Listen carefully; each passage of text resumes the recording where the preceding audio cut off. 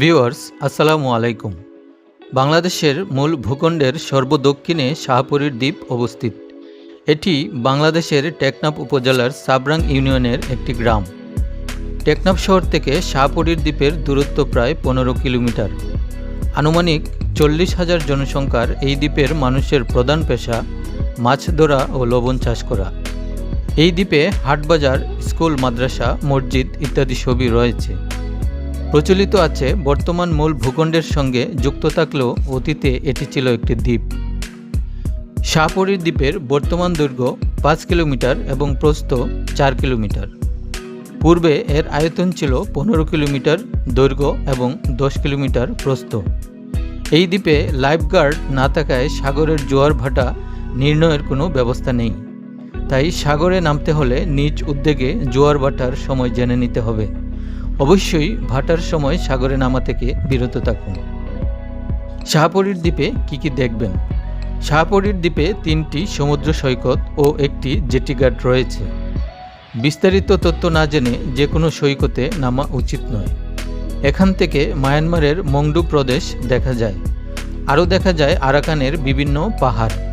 রৌদ্রোজ্জ্বল আবহাওয়া থাকলে Saint Martin দ্বীপও এখান থেকে সুন্দরভাবে দেখা যায়।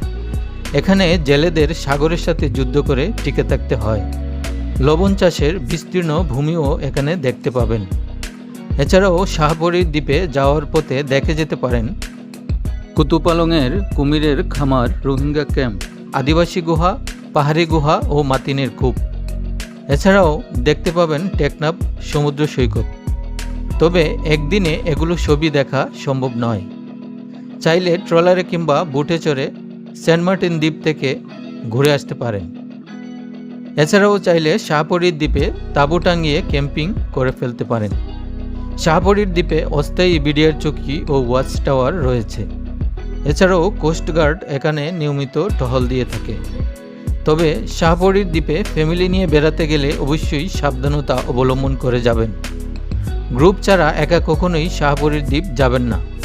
নিরাপত্তার দিকটি আগে সবার আপনাকে মাথায় রাখতে হবে। ঢাকা থেকে বাসে করে সরাসরি টেকনাফ যাওয়া যায়। এছাড়াও ঢাকা থেকে যে কোনো বাসে করে কক্সবাজার গিয়ে সেখান থেকেও টেকনাফ যেতে পারেন। কক্সবাজার থেকে সকাল 6টা থেকে রাত 8টা পর্যন্ত বিভিন্ন বাস টেকনাফের উদ্দেশ্যে ছেড়ে যায়। বর্ষাকালে কিছুটা সময়ের হেরফের হতে পারে। কক্সবাজার থেকে প্রায় 80 কিলোমিটার পথ পাড়ি দিয়ে 2 থেকে 2.5 ঘন্টা সময় লাগতে পারে। আর বাস ভাড়া 140 টাকা থেকে 160 টাকার মধ্যে। অথবা কক্সবাজার থেকে লোকাল বা রিজার্ভ সিএনজি নিয়েও যাওয়া যায়।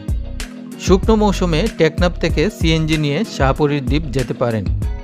40 থেকে 45 মিনিট সময় লাগবে। শাহপরীর দ্বীপে এলজিএডির একটি বাংলো রয়েছে। অগ্রিম যোগাযোগ করে সেখানে থাকতে পারবেন।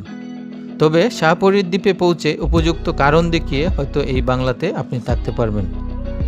খোঁজখবর করে এখানকার বোট বা ট্রলারের যাত্রার সময় আগেই জেনে নিন, কারণ এখানকার বোট বা ট্রলারগুলো নিয়মিত চলাচল করে না। আর টেকনাফে থাকার জন্য বিভিন্ন হোটেল ও পর্যটন মোটেলও রয়েছে।